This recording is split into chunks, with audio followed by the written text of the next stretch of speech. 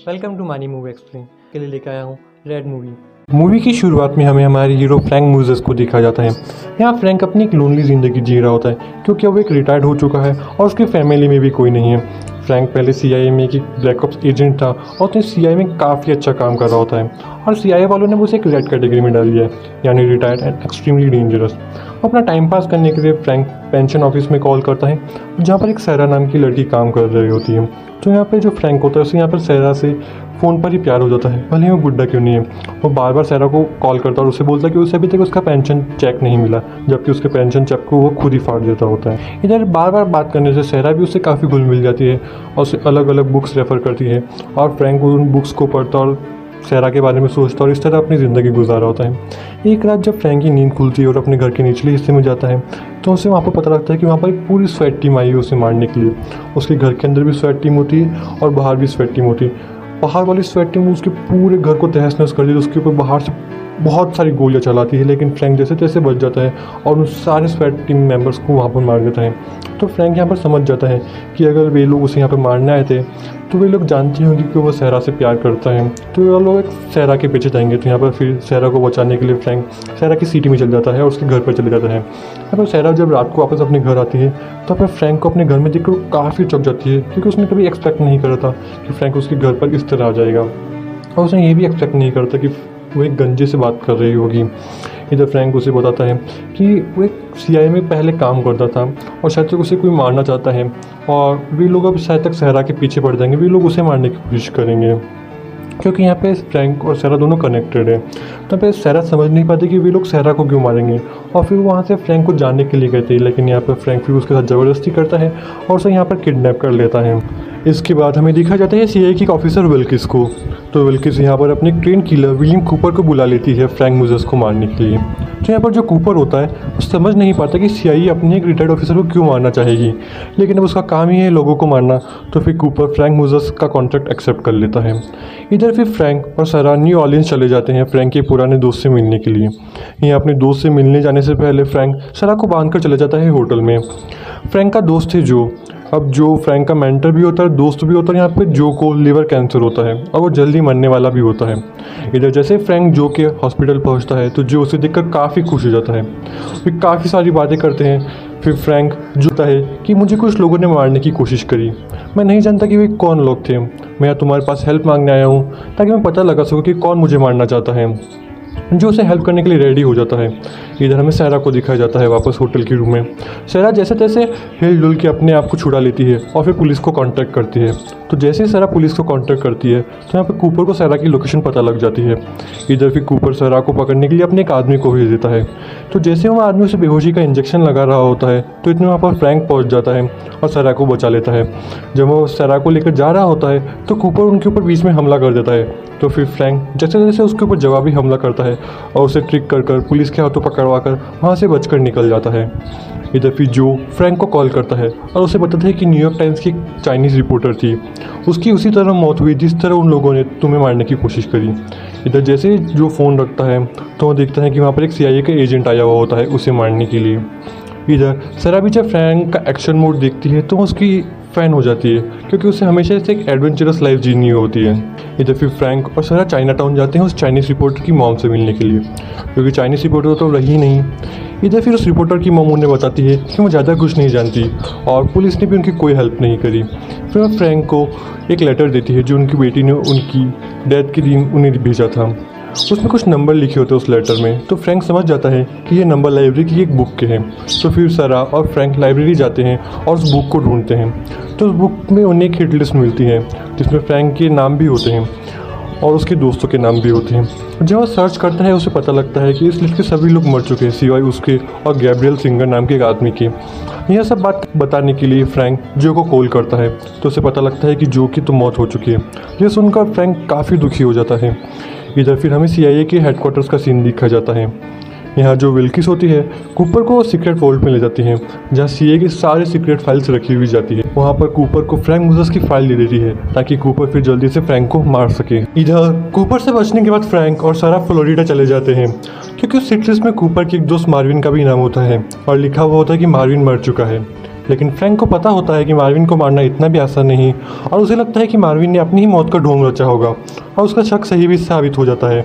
जब वो दोनों उसके ठिकाने पर पहुंचते हैं तो उन्हें पता लगता है कि मार्विन अभी भी जिंदा है। लेकिन जो मार्विन होता है वो थोड़ा मेंटली डिस्टर्ब हो जाता है, क्योंकि CIA ने उसे 10 साल तक LSD दिया था, और इस वजह से वह सब लोगों को अब शक की निगाहों से ही देखता है। इधर जब मार्विन को पूरी तरह विश्वास हो जाता है कि उसे फ्रैंक और सरा से कोई खतरा नहीं है, तो फिर मार्विन फ्रैंक और सरा को उसके सेफ हाउस ले आता है। इधर जब फ्रैंक मार्विन को वह हिट लिस्ट दिखाता है जिसमें उन दोनों का नाम भी है, तो मार्विन को याद आ जाता है कि वह लोग कैसे रिलेटेड है। वह बताता है कि वे सभी लोग जो जिनका नाम हिट लिस्ट में है, वे सभी 1981 में क्वांटेमाला में एक मिशन हुआ था, उस वजह से सब लोग रिलेटेड हैं। पर मार्विन को यह याद नहीं आता कि वह मिशन क्या था। तो फिर फ्रैंक, सरा और मार्विन डिसाइड करते हैं कि वे उस हिट लिस्ट के आखिरी जिंदा बचे हुए आदमी गैब्रियल सिंगर से मिलेंगे। इधर सरा गैब्रियल सिंगर का पता लगा लेती है, और फिर वे तीनों मोबिल के एक एयरपोर्ट पर जाते हैं जहाँ पर गैब्रियल होता है। इधर मार्विन को एक औरत के ऊपर शक होता है और वह उसे पकड़ लेता है और उसके ऊपर गन तान देता है। लेकिन फिर फ्रैंक बीच में आके जैसे तैसे उसे समझाता है कि वो लड़की उनका पीछा नहीं कर रही, और फिर मार्विन उसे छोड़ देता है। फिर वे गैब्रियल को पकड़ लेते हैं। तो गैब्रियल उन्हें बताता है कि 1981 का जो क्वांटेमाला का मिशन हुआ था वो एक एक्सट्रैक्शन मिशन था, उसमें एक आदमी को बचाया गया था। इतने में तो सामने से एक हेलीकॉप्टर आता है और गैब्रियल को मार देता है, और फिर वो हेलीकॉप्टर उनके ऊपर भी काफ़ी गोलीबारी करता है। फिर जैसे तैसे बच के नीचे आते हैं, तो जैसे नीचे आते हैं तो उन्हें पता लगता है कि जिस लेडी के ऊपर मार्विन शक कर रहा था वो असल में एक एजेंट है और उन्हें यहाँ पर मारने आए हैं। लेकिन फिर लास्ट में मार्विन और फ्रैंक दोनों मिलकर जैसे तैसे सभी वहाँ पर एजेंट होते हैं, उन सभी को मार देते हैं और वहाँ से फिर बच के निकल जाते हैं। अब फ्रैंक और मार्विन को कुछ समझ नहीं आता कि उन्हें क्या करना चाहिए। अब उनके लिए काफ़ी ज़रूरी हो गया था जानना कि क्वांटेमाला में उन्होंने किसको बचाया था और कौन उनके पीछे पड़ा हुआ है। इधर फिर फ्रैंक डिसाइड करता है कि वो रशियन एम्बेसी में काम कर रहे अपने पुराने दुश्मन के पास जाएगा और उससे मदद मांगेगा। पर मार्विन और सरा को आइडिया बिल्कुल पसंद नहीं आता। फिर भी फ्रैंक अंदर चला जाता है। तो जैसे ही वो अंदर जाता है तो जो रशियन सिक्योरिटी होती है वो उसे पकड़कर उसके जानी दुश्मनी आइवान के पास लेके चली जाती है, जो कि उसका पुराना दुश्मन होता है। जब वे दोनों एक दूसरे को देखते हैं तो वे लोग हंसने लग जाते हैं और अपने पुराने दिनों को याद करते हैं जब एक दूसरे को मारने के लिए पागल हुआ करते थे। इधर फिर फ्रैंक आइवान से एक डील करता है कि अगर आइवान उसे CIA के हेडक्वार्टर्स में घुसने में मदद करेगा तो फ्रैंक उसका कोई भी काम करेगा, और आइवान भी रेडी हो जाता है। इधर फिर फ्रैंक और सरा दोनों वर्जीनिया पहुंच जाते हैं CIA के हेडक्वार्टर्स में। CIA के अंदर हेडक्वार्टर्स में पहुंच जाते हैं नकली IDs और पासपोर्ट की मदद से। इधर फिर फ्रैंक को पता होता है कि CIA का सीक्रेट वोल्ट कहाँ है, तो वो वहाँ चला जाता है, और जो वहाँ का रिकॉर्ड कीपर होता है हेनरी, वो फ्रैंक को देखकर खुश हो जाता है और उसके कहने पर वो उसे क्वांटेमाला की फाइल भी दे देता है, क्योंकि हेनरी फ्रैंक को अच्छे से जानता था और वो उसकी काफ़ी रिस्पेक्ट भी करता है, क्योंकि वो जानता है उसने CIA के लिए क्या क्या करा। इधर फाइल मिलने के बाद फ्रैंक सरा को फाइल देकर उसे लॉन्च में भेज देता है और खुद कूपर से मिलने के लिए चला जाता है। जब कूपर के ऑफिस में जाता है तो उन दोनों के बीच में काफ़ी खतरनाक फाइट होती है। दोनों एक दूसरे को काफ़ी बुरी तरीके से मारते हैं और लास्ट में कूपर फ्रैंक के ऊपर गोलियां चला देता है और एक गोली उसे लग जाती है। बाहर निकलने के लिए वो एक रूम में चला जाता है और वहाँ पर केमिकल्स की मदद से आग लगा देता है। इस तरह इमरजेंसी क्रिएट हो जाती है और फिर वो फायरमैन के कपड़े पहनकर सरा और वे दोनों हेडक्वार्टर से बाहर निकल जाते हैं। इधर जब वो वैन में आते हैं तो उन्हें पता लगता है कि जो जिंदा है और वे उसे देखकर काफ़ी खुश हो जाते हैं।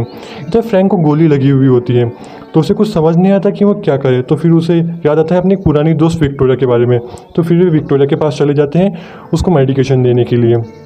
तो मैं आपको बता दूं कि विक्टोरिया ब्रिटेन की सीक्रेट सर्विस MI6 के लिए काम करती है और वो फ्रैंक की पुरानी दोस्त भी है। इधर फिर विक्टोरिया फिर उसे मेडिकेशन देती है और विक्टोरिया भी उनके साथ शामिल हो जाती है और वह सब कलेक्टिवली डिसाइड करते हैं कि अब ये सब ड्यूनिंग से पूछताछ करेंगे, जो कि एक आर्म डीलर है और जिसका क्वांटेमाला की फाइल में जिक्र है। बल्कि भी कूपर को उसका नया टारगेट देती है कि उसे अब ड्यूनिंग की रक्षा करनी होगी, जो कि FBI की निगरानी में है, क्योंकि फ्रैंक का अब नया टारगेट ड्यूनिंग होता है। इधर फ्रैंक और उसकी पूरी टीम ड्यूनिंग के घर पहुँच जाती है उससे पूछताछ करने के लिए। तो इधर विक्टोरिया और सहारा बाहर से ही नज़र रखते हैं और जो एक आर्म डीलर बनकर ड्यूनिंग से मिलने के लिए आता है। इधर सरा विक्टोरिया से पूछती कि क्या आपने कभी प्यार किया था, तो वो बोलती कि हाँ मैंने करा था और उसके सीने में 3 गोलियां भी चलाई थी, क्योंकि वो दूसरे सीक्रेट सर्विस का एजेंट था। और उसे वार्न भी करती कि अगर तुमने फ्रैंक को धोखा दिया तो मैं तुम्हें मार दूंगी। इधर घर के अंदर फ्रैंक, मार्विन और जो ड्यूनिंग से पूछताछ करने लग जाता है। फिर ड्यूनिंग उन्हें बताता है कि क्वांटेमाला का मिशन US के करंट वाइस प्रेसिडेंट स्टैंटन को बचाने के लिए किया गया था, क्योंकि जो करंट वाइस प्रेसिडेंट उनके पापा उस वक्त US के सेनेटर थे और उनके कहने पर ही उस एक्सट्रैक्शन मिशन को किया गया था CIA के द्वारा। लेकिन उस चक्कर में काफ़ी सारे सिविलियंस की मौत हो गई थी। और जब उस रिपोर्टर ने क्वांटेमाला के बारे में छापा तो वाइस प्रेसिडेंट ने ऑर्डर कर दिया कि क्वांटेमाला से रिलेटेड सभी लोगों को मारने के लिए। इतने देर में बाहर खड़ी FBI को भी पता लग जाता है कि अंदर कुछ न कुछ गड़बड़ है, तो घर की तरफ रश करती है। इधर कूपर भी वहाँ पहुँच जाता है और उसे पता होता है कि फ्रैंक अंदर है, तो वो उसे कॉल करता है और उसे सरेंडर होने के लिए बोलता है। इतने में विक्टोरिया उन्हें बोलती है कि अगर कोई आगे से डिस्ट्रैक्शन देगा तो मैं बाकी को पीछे से निकाल सकती हूँ। तो यहाँ पर जो तैयार हो जाता है अपना बलिदान देने के लिए, क्योंकि वो आंसर होता है और वह सरेंडर कर देता है। और फिर विक्टोरिया उसे गोली मारकर सभी लोगों को डिस्ट्रैक्ट कर देती है और इतने फ्रैंक और मार्विन पीछे के दरवाजे से बाहर निकलते हैं। इधर जब विक्टोरिया और सरा भाग रहे होते हैं तो सरा फिसल कर गिर जाती है और CIA वाले और FBI वाले उसे पकड़ लेते हैं। इधर फिर आइवान भी वहाँ आ जाता है उन सबकी मदद करने के लिए और फिर उन्हें अपने सेफ हाउस लेके आ जाता है। इधर अब सरा के पकड़े जाने से फ्रैंक काफ़ी दुखी हो जाता है, लेकिन फिर आइवान जैसे तैसे उसे समझाता है और हमें यहाँ यह भी पता लगता है कि आइवान ही विक्टोरिया का लवर है और विक्टोरिया ने आइवान के ही सीने में 3 गोलियां दागी थी। इधर फिर वे सब डिसाइड करते हैं कि वाइस प्रेसिडेंट को किडनैप करेंगे और उसे मार देंगे ताकि ये सारा झमेला ही खत्म हो जाए। इधर CIA वाले भी सरा से पूछताछ करते हैं, लेकिन सरा उन्हें कुछ नहीं बताती। इधर फ्रैंक कूपर के घर पहुंच जाता है और यहाँ पर फिर कूपर को धमकी देता है कि अगर सहरा को कुछ भी हुआ तो वह उसकी पूरी फैमिली को मार देगा, और उसे यह भी बताता है कि वह जल्द ही वाइस प्रेसिडेंट को भी मार देगा। इधर कूपर घबरा जाता है और फटाफट अपने घर आता है, लेकिन तब तक फ्रैंक जा चुका होता है। लेकिन क्वांटेमाला की फाइल को वहीं छोड़कर चला जाता है। फाइल पढ़ने के बाद कूपर को भी दाल में कुछ न कुछ काला लगता है। इधर फ्रैंक और उसकी पूरी टीम यहाँ पर वाइस प्रेसिडेंट को किडनैप करने की तैयारी करती है। आइवान भी उनके साथ शामिल हो जाता है। इधर विक्टोरिया पार्टी के अंदर आती है और अपने साथ एक छोटा सा साइनाइड गैस का सिलेंडर भी ले आती है। इधर कूपर भी वाइस प्रेसिडेंट की सुरक्षा के लिए आया हुआ होता है। इधर डांस खत्म होने के बाद आइवान वहाँ पर साइनाइड गैस को छोड़ देता है। इधर विक्टोरिया सारे एग्जिट गेट बंद कर देती है ताकि कोई बाहर ना जा सके, और फिर जैसे आइवान वो साइनाइड गैस को छोड़ता है तो वहाँ पे हड़कंप मचा देता है कि यहाँ पर साइनाइड गैस है, और यहाँ पे सभी लोग डर जाते हैं। इधर जो वाइस प्रेसिडेंट की सिक्योरिटी सर्विस होती है उन्हें बचाने की कोशिश करती है, वे उन्हें बाहर ले जाने की कोशिश करती है, लेकिन फ्रैंक और उसकी पूरी टीम हर जगह उनका रास्ता ब्लॉक कर देती है और अपने हिसाब से ही उन्हें आगे बढ़ने देती है। इधर एक जगह पर विक्टोरिया की गोली लग जाती है तो फिर मार्विन को उसे छोड़कर जाने के लिए कह देती है ताकि उनके मिशन में कोई दिक्कत ना आए। फिर इधर हमें लगता है कि शायद तक विक्टोरिया मारी जाएगी, लेकिन इतने में तो वहाँ पर आइवान आ जाता है और उसे यहाँ पर बचा लेता है। इधर फ्रैंक का प्लान होता है कि वे सब लोग वाइस प्रेसिडेंट को अपने हिसाब की रूट से ही बाहर निकालेंगे ताकि लास्ट में फ्रैंक वाइस प्रेसिडेंट को कार से किडनैप कर सके, और यह सब कुछ फ्रैंक के प्लान के हिसाब से ही होता है और लास्ट में वो वाइस प्रेसिडेंट को किडनैप भी कर लेता है। फिर वह बाद में कूपर को कॉल करता है और बोलता है कि तुम सरा को लेकर मेरे पास आ जाओ और मैं तुम्हें वाइस प्रेसिडेंट दे दूंगा। तो कूपर भी ऐसा ही करता है और सरा को लेकर वहाँ पे आ जाता है। तो अभी यहाँ पर पता लगता है कि विल्किस और ड्यूनिंग भी वहाँ पर आ जाते हैं। फिर यहाँ पर ड्यूनिंग वाइस प्रेसिडेंट को गोली मार देता है। इधर फिर ड्यूनिंग सबको बताता है कि स्टैंटन का कोई लेना देना नहीं है क्वांटेमाला के एक्सट्रैक्शन मिशन से, वह तो अनजान है। वह मिशन तो बस मेरे और विल्किस के मतलब के लिए किया गया था और मैंने ही फोर्स करा था वाइस प्रेसिडेंट को क्वांटेमाला से रिलेटेड सभी लोगों को मारने के लिए। अब कूपर समझ जाता है कि विल्किस एक करप्ट ऑफिसर है, तो वह विल्किस को मार देता है और जब फ्रैंक ड्यूनिंग को, और अब वाइस प्रेसिडेंट भी अपना ऑर्डर वापस ले लेता है और अब इस तरह उनके सर से पूरी तरह खतरा टल चुका होता है। इधर फ्रैंक भी आइवान से डील करता है कि मैं उसके लिए न्यूक्लियर वेपन लाएगा, और फिर फ्रैंक और मार्विन मालदोवा से एक न्यूक्लियर वेपन चुरा लेते हैं आइवान के लिए, और अब सरा और फ्रैंक भी खुशी खुशी रहने लग जाते हैं। और इस तरह इस मूवी का दी एंड हो जाता है। तो ये मूवी आपको कैसी लगी बताना, और हो सके तो प्लीज़ लाइक और सब्सक्राइब कर देना। Thank you.